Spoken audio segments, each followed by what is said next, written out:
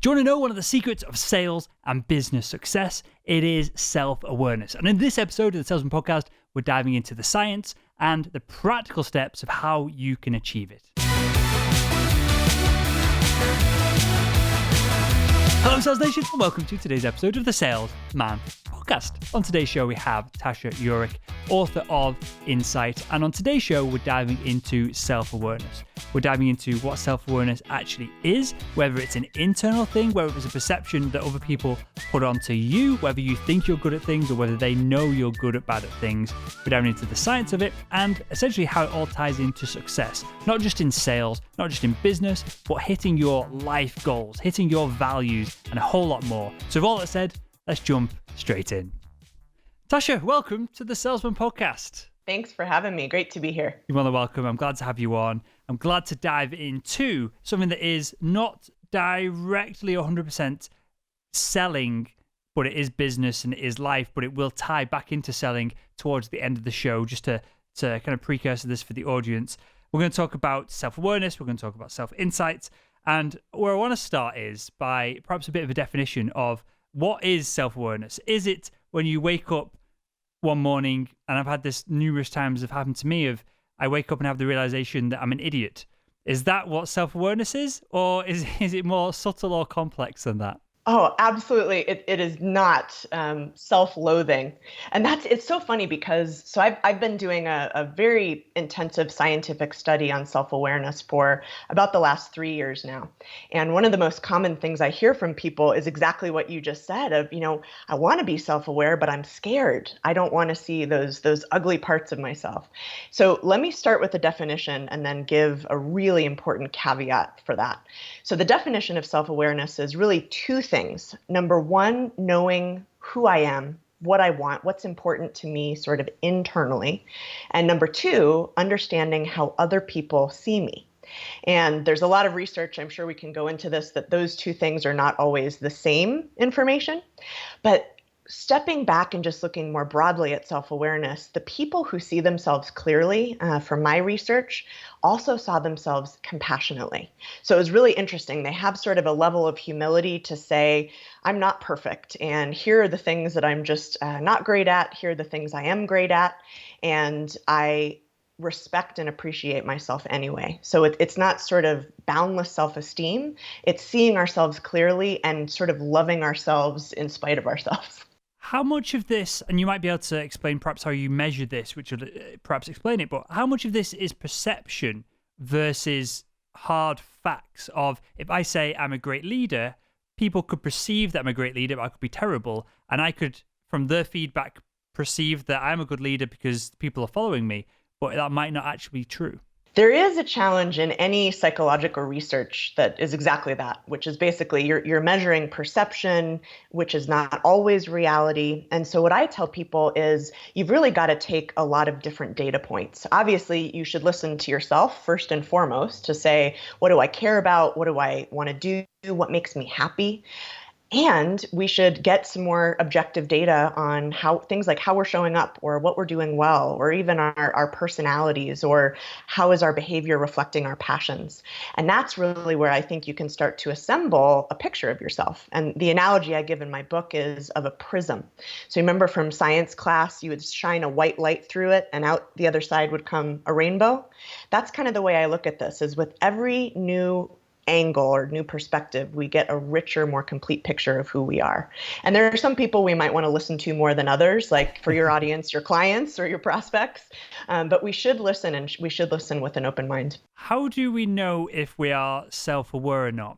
And it kind of loaded in with that question, are people thinking that they're self-aware when they're not?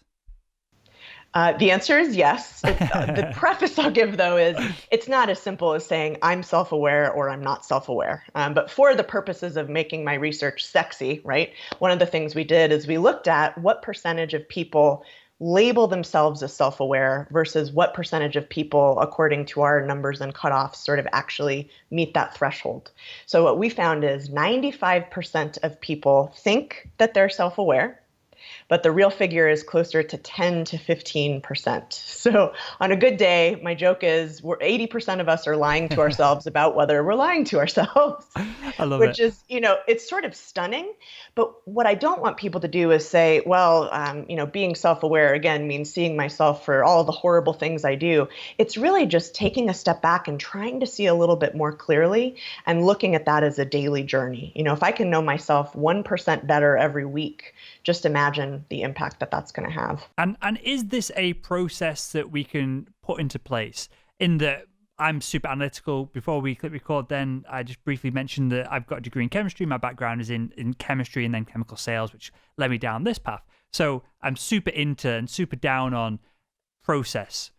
Is this something that we learn to do ourselves over time, that 10%? Or is it something that our parents instill into us, perhaps?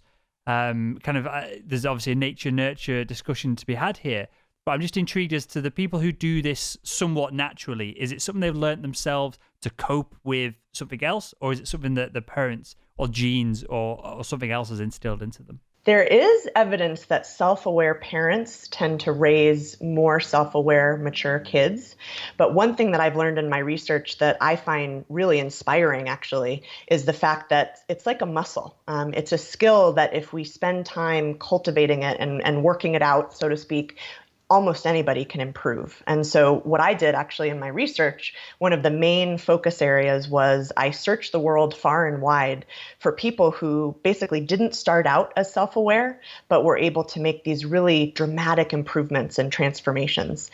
And what we found in studying those people were some myths around self-awareness, sort of what it takes and how you don't get there. We found some roadblocks that not a lot of people see every day, but the overall message there is if we have a daily commitment to see ourselves clearly, to do the work, to be a little braver maybe than we would want to be, we just reap the benefits. And the research on this is really clear. Self-aware people are happier, they're more successful, they're more confident, they get more promotions, they're better leaders, they're better salespeople, and they actually even lead more profitable companies.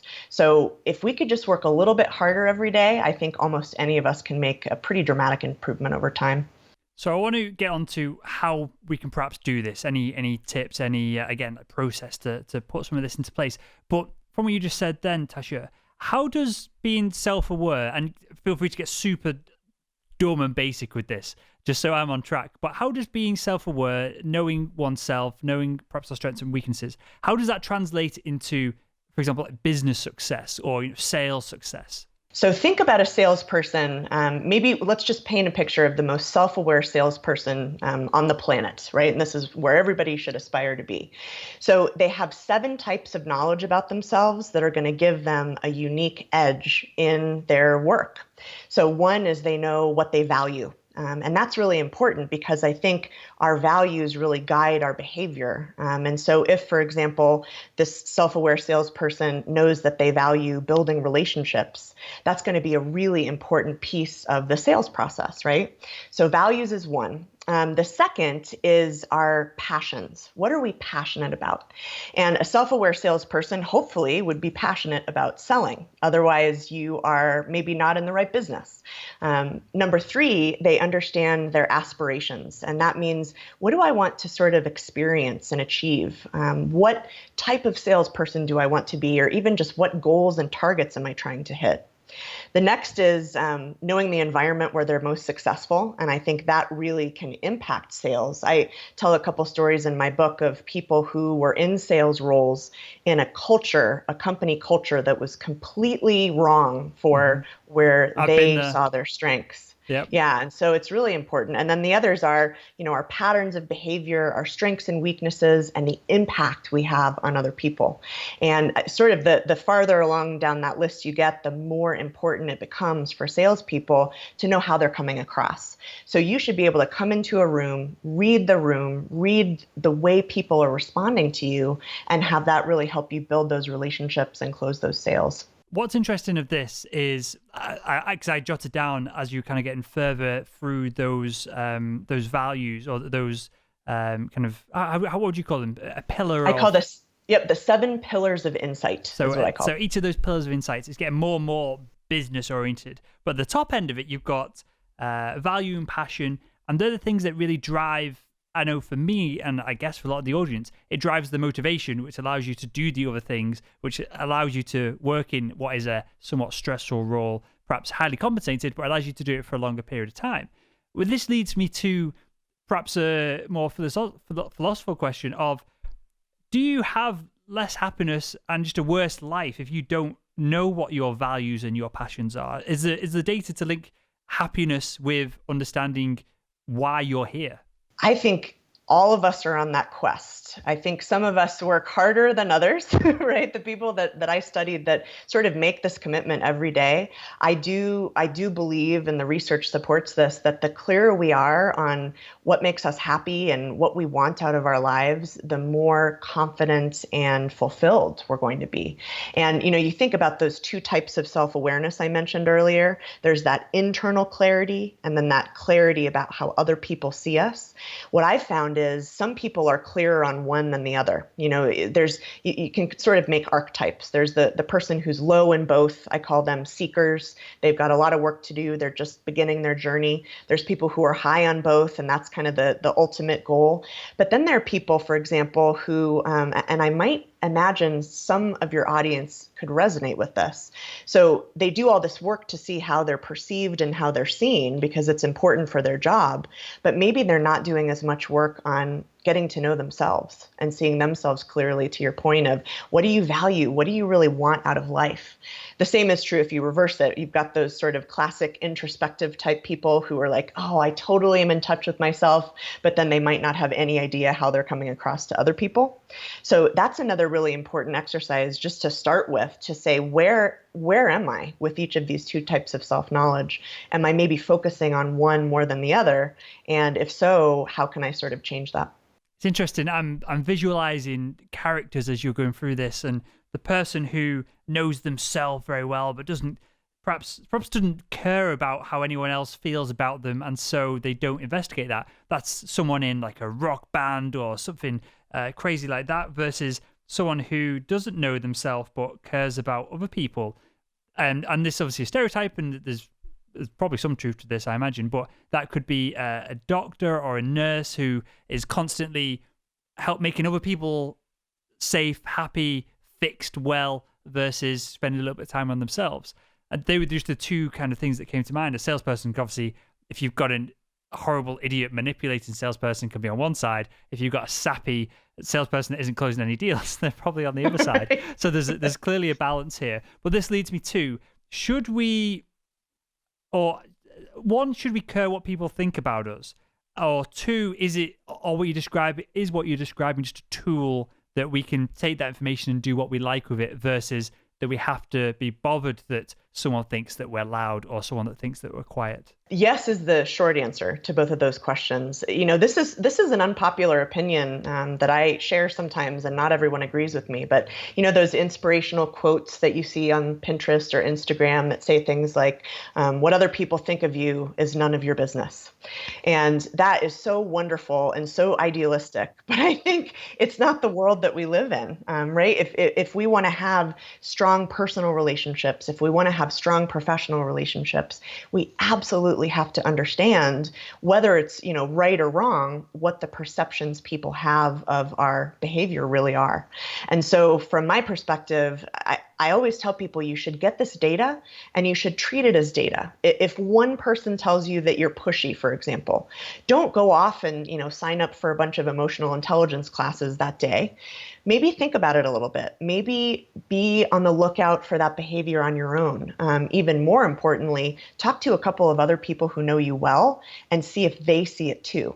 And typically, just on this, sorry to interrupt you. Yeah. Who are the best people to ask on this? Because if I ask my dad, he's gonna very much be he's gonna be real straight with me, like a real sharpshooter.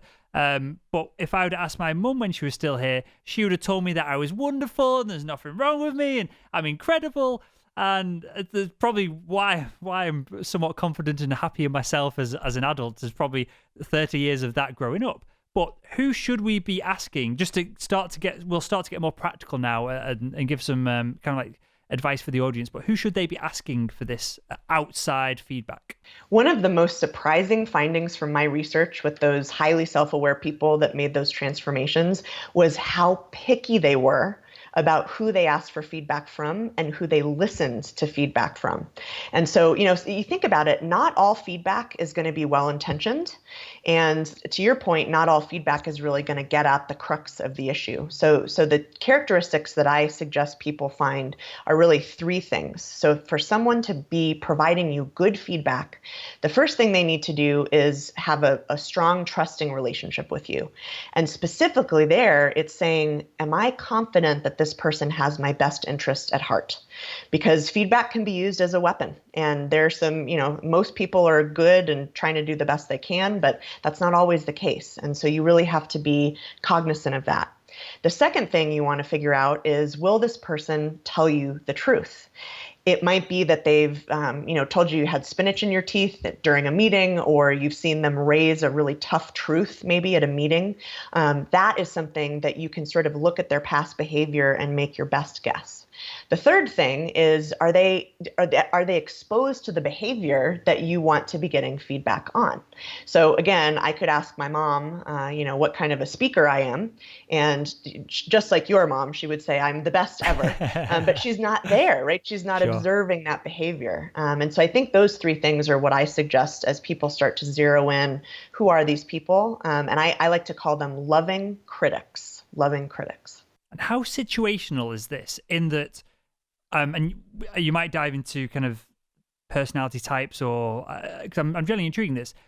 Do you need to ask people this at work, ask people from home the same question, ask your friends the same question? Because I'm assuming we act differently, even if we're not cognizant that we do, we probably act differently in different scenarios. I know I act slightly differently here on the podcast, as you do as well. There's a camera in both our faces. We're going on the record, somewhat. Obviously, we edit the shows where we need to. But we're probably acting different than if we'd had, 2 pints and we're sat at the bar talking about psychology and that side of things. So I guess what I'm getting at is, how situational is all of this? And then do we need to work backwards from, I want to improve X, Y, Z. So then you need to work backwards from, well, I do X, Y, Z in this situation, this location, so I need to focus on there. I love that question. And there's so many pieces to it. I want to sort of bite off the first one, which is this idea that we might vary our behavior across different situations. And just to be concrete, maybe I'll use the personality trait of introversion or extroversion. So I myself am an introvert, and most people who see me up on stage would be really surprised to learn that. But I am a lot more comfortable kind of in quiet time reflecting than I am, going to a party after I've had a really long day. That doesn't mean, though, that I can't put on my extrovert hat in the situations that is going to be sort of socially required of me. And so in that case, my main pattern is introversion, but depending on the situation and what it's sort of asking of me, I can flex my behavior. So the first thing I tell people is, think about your patterns over time and where you feel like you're being the most yourself. If you're at work, you might, similarly, you might not be the most talkative person, but you also know that you need to build relationships. So you take the time to do that. So I think part of it is just saying, what is the way I show up that creates energy for me rather than takes it away? So that's the first thing. The second thing I'd say, though, and I've been an organizational psychologist for almost the last 15 years, and one of the things I do is coach executives. And sometimes when I'm working with an executive, they might get some tough feedback from their team. Their team might say, oh my gosh, this guy's a total jerk. And then I have to sit down and say, here's what your team thinks of you. But a lot of times what I get back from them is something to the effect of, well, I'm only this way at work. There's no way that my family would say this about me. And I usually say, okay, let's put a little friendly wager on it. Why don't you go home and share this feedback with your family and let me know what they think? And a lot of times, it might not be as extreme, but they will say things like, wow, I guess I'm kind of a jerk to them too. And no one was saying anything to me about it. So we do have these patterns that follow us around. And I think that's the trick is not to assume that we're going to be the same thing in all situations, but to start to look for those patterns. Amazing. And are there any questions that we should be asking if you were to give out, and we'll talk about your quiz as well, or talk about it now if you like, if that's the best way to go about it. But is there any questions that we should be asking that, how to describe it, encourage people to give open answers and are safe questions, but you can still get a deep response from there? Yeah, I think, and I talk about this a lot in the book because it's not the simplest process. It is something that you can do, but there's sort of a lot of pieces to it. I think the best advice I would give, in addition to finding that loving critic, is being as specific as possible about what you're asking. So if you walk up to a coworker and say, "Hey, do you have any feedback for me on how I'm doing?" They're not going to know what you want to learn. Are you a snappy dresser? Do you tell funny jokes? Are you a good presenter? So really to sit down and reflect a little bit and say, given where I want to take my life or my career, what are the things that I'm going to need to just be amazing at? And thinking about zeroing in on those. So if I'm a salesperson, I'm going to need to be an excellent presenter. Start there, start small, start narrow, and then find some people who are loving critics in that domain. And then you can actually start talking to them about, I want you to watch me in the next meeting and let me know, if you're willing, of course, they have to be willing participants, but you can ask them, can you watch me and tell me what you think I'm doing that's helping me and anything I could do to make me better? And I think the more focused we are, the easier it is for the other person to be honest with us, but the easier it is for us to accept and process and incorporate that feedback as well. So I want to move on to the inner game here and sussing out, I guess, who we really are from the inside out, the kind of like the parallel to what we've been talking about so far, which is essentially other people's thoughts and opinions on us. But before we do that, and this will tee it up, you mentioned before, use the words or the phrase, when you are most yourself. How do you, it seems like a crazy question to ask. It's a question that a 4-year-old asks their parent, but how do you know when you're yourself? Is this a gut feeling? Is this, I think you touched on it, of when you feel energized, do you feel like most comfortable? How do you know when that moment is? Because clearly that's the real center point of all this, and everything else is attached onto the outside of it. It is. And I think there's a lot that goes into that, but at the risk of oversimplifying it, what I would say is what's giving you energy and what's taking energy away. I think about when I was in the Fortune 500 world, I was exhausted at the end of every day in jobs that weren't a fit for me. And I was energized at the end of every day, even despite my introversion, because I was doing something that I loved, or I was able to show up in a way that helped me sort of feel accepted and seen and appreciated. And I think that's really the ultimate measure is are you gaining energy the way you're living your life, or is your life taking away that energy? It's fascinating because there'll be people listening now who perhaps haven't seen that flip side. So for me, working in medical device sales, I went from one company that was crazy, micromanaged. It was a Japanese company, so they had all Japanese philosophies wrapped up in all that. As in you leave the meeting. So I've just sat with a surgeon for an hour. We've just had a good conversation, a cup of coffee. We've talked about endoscopes, talked about his future plans for the department. I would be expected to then pull up a chair outside the kind of a waiting room where I've just been speaking to him and document everything down in this really janky, terrible CRM system. And then I moved from that company to the biggest competitor who had no CRM. It was get out there, close the deals. If you don't, you're getting fired. Kind of different pay scales of one was super capped. And so they preferred you to just document and go through the process. And, over the course of 10 years, the process works, and they knew that, and there was science behind it.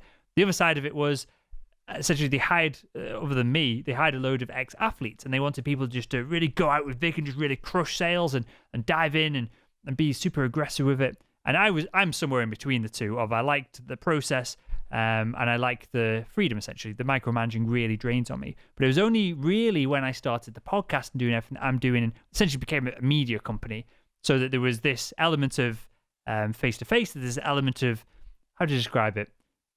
I was going to use, and I'm obviously I hesitated on using the word, but I'll use it because I can't think of anything better. But there's an element of celebrity to it, of when I go to a sales conference, everyone knows me there, but I walk out of the sales conference and no one gives a shit who I am. So I'm trying not to make it sound like I'm inflating my own head here, but that gives me energy of people coming up and saying hello and saying that they enjoy the show, and then there's far-reaching consequences of that. I've had numerous people come over to me and say, I left my sales role because I listened to the podcast and knew it wasn't right for me, and now I'm in a far better place. So with all that said, I didn't realize what really motivated me and energized me until I just had enough of feeling not great. And again, it was this gut feeling of, I know this role isn't quite right for me, but I knew building a company, and obviously I sell the ad space on the podcast. I still sell kind of all the projects and initiatives and all the partnership work that we do. So I'm still selling. That hasn't changed, but it's the dynamics of it. So long story short here, Tasha, how do we suss out how do we know whether what we're doing is right for us if we haven't experienced the grass is greener on the other side effect of this? And that's the catch-22, I think, right? So here would be one tool that I would offer. Sometimes we get so wrapped up in our current situation, especially if it's making us miserable, that we lose the greater perspective. And so what I think we can do is, using a tool I call comparing and contrasting, what you can do is say, all right, I am miserable right now in my job, but let me think back really to every other job I've had and do a little comparing and say, my first job ever out of school, what was I happier? Was I less happy than I am now? And you can sort of start to paint a picture and say, for the things where I was happier, what were the common themes? Or the areas that I was just absolutely miserable, what were the common themes? And that way, when we look at patterns across our lives, there's sometimes a lot more data there than we even think, because we don't ask ourselves those types of questions. We get so wrapped up in the here and now that there's a lot of insight in the patterns. Love it. So I did something similar to this, and I think it was a Tony Robbins exercise, and it sounds, half the audience are going to turn off as I go through this, but it sounds a little bit hippie, it sounds a little bit ridiculous, but it had genuine impact on me. And this was, and it's similar to as you described there, I realized that from being micromanaged to not being micromanaged, I was happier. And then obviously from the leap to being not managed at all to not having a boss make me happier again. But Tony Robbins, he obviously he's branded it or called it something, but essentially it was an exercise of just pacing your life as it is. Close your eyes, have a think about it. 5 years forward, are you happy with where you are in 5 years? And I think most people will probably go, well, I'm comfortable, it's going reasonable. But then you pace it 10 years, then 20 years, then 30 years, and you kind of, depending on how old you are, you're getting probably struggling to visualize this at that point. And I realized that I couldn't have achieved what I wanted to achieve in my last sales role by, no matter how much money I saved and how early I managed to retire, it was not going to be able to give me the kind of like life I wanted. And for kids that I don't have yet, they don't exist, and the kind of like my partner and all this kind of all tied together. And it was a real visualizing and crystallizing moment for me, and that was about a week before I left the job and started the company. And that was clearly you're visualizing forward, but as you described, and this is why it came to mind, you're using data from the past to make those future projections. And now, if I've got no idea where I'm going to be in 5 years' time, because everything's moving at such fast pace, and that's now super exciting to me versus knowing. And this might be different for different people. People might like the security. I know my girlfriend. She doesn't. she's a doctor. She doesn't want any deviation from becoming a consultant and being a consultant for 20 years. That's what makes her comfortable and happy. Versus I'm the opposite. If that was my path, if that was what I'd lined myself up for, I'd go nuts, and I'd always be looking to ways to hack it, to change it. So obviously it's different for different people. But as you said, that looking back at previous data, it struck me that was an exercise that I did that had profound impacts on me. Moving forward from this then, Tasha, is there a case that we should spend, and I don't know how long this will take, is it a case that we should spend a Sunday afternoon with a pen and paper, writing down, obviously buy your book and go through that and get these pillars and jot down what our values, passions, goals actually are? Because I think most people could give you what they think their passion is in the moment, but we're talking overarching passions here, aren't we? Over decades or lifetimes. Yes, and I think if we do even just think about 5 to 10 minutes a day. The way I have it organized in the book is kind of pillar by pillar. So you don't have to tackle them all at once. You really can start with one. If you have 5 minutes that day, there's a couple questions to ask yourself, and really work through it. But I think part of it is also asking yourself the right questions. This isn't something probably we have time to get into, but there's this whole area of research that says asking ourselves why questions. For example, why do I value what I value?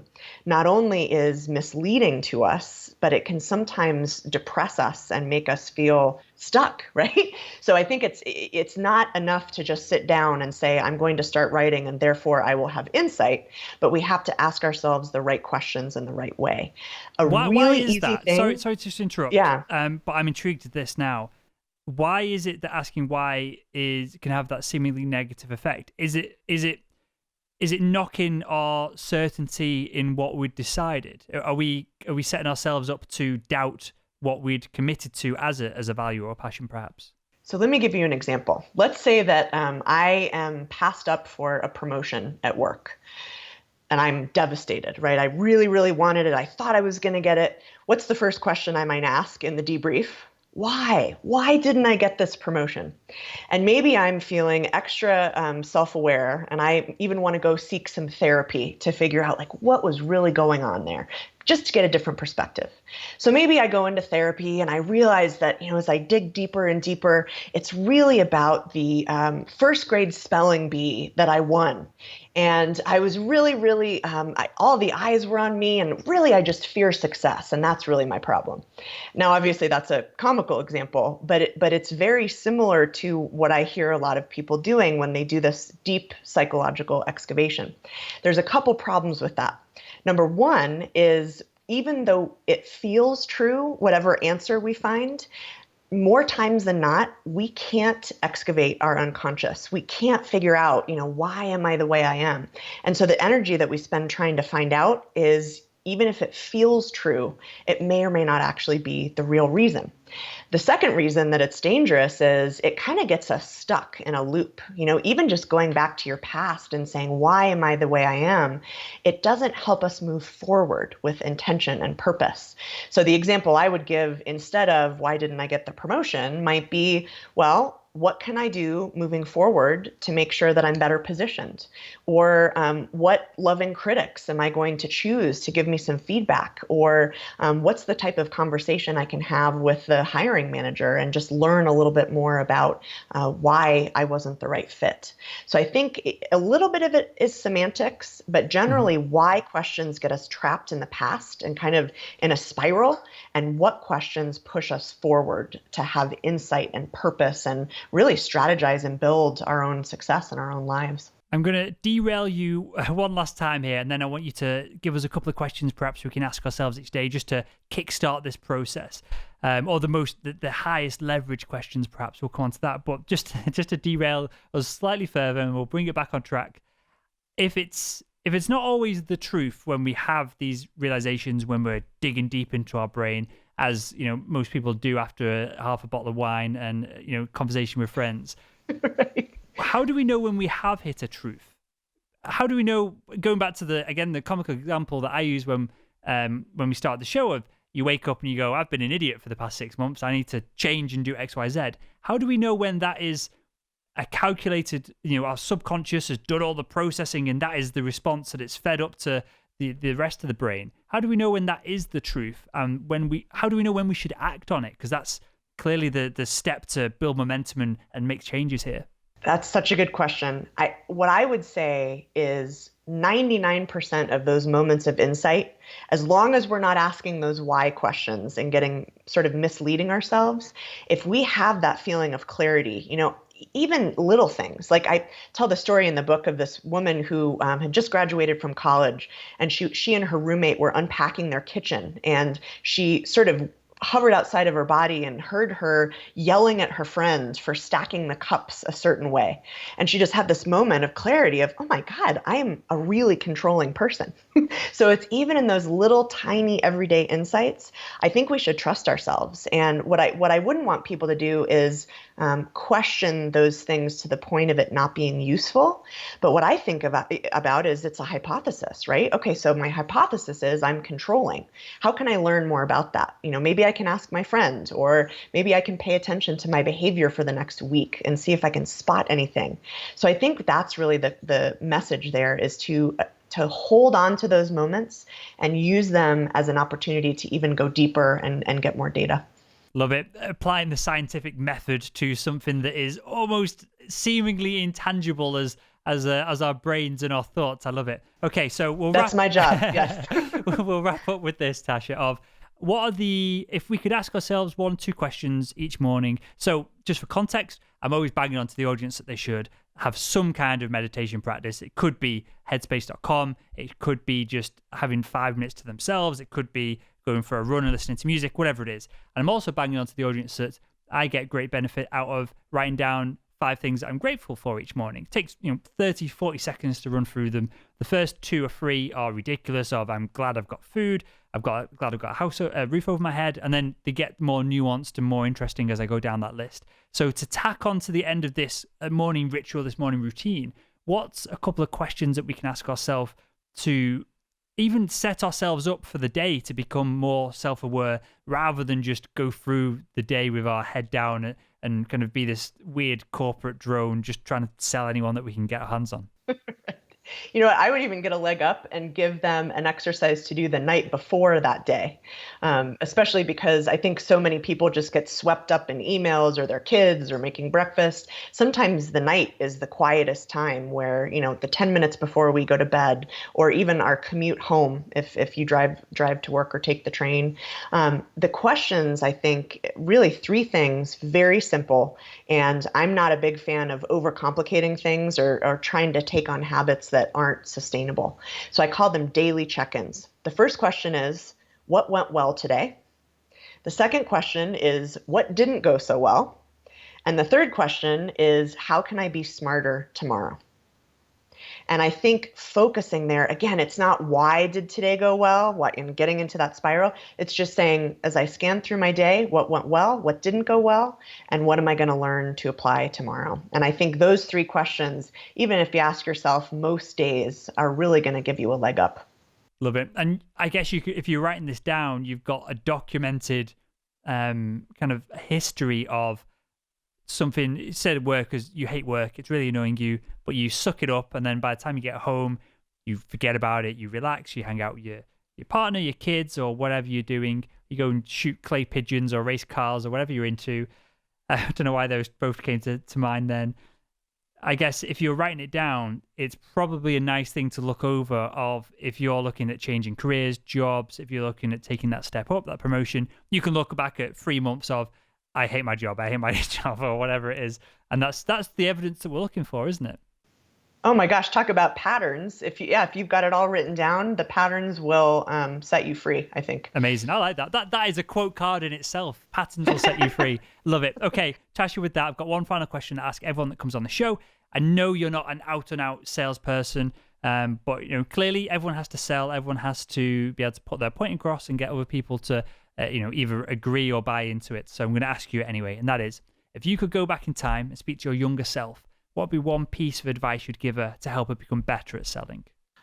Better at selling. I think that the main piece of advice that I would give myself overall would also apply to sales, and that's just relax. Just calm down. And it's not a matter of trying to get the sale or being pushy, but I think I'm like this now, but to a lesser extent, where you just put so much pressure on yourself that it's insurmountable.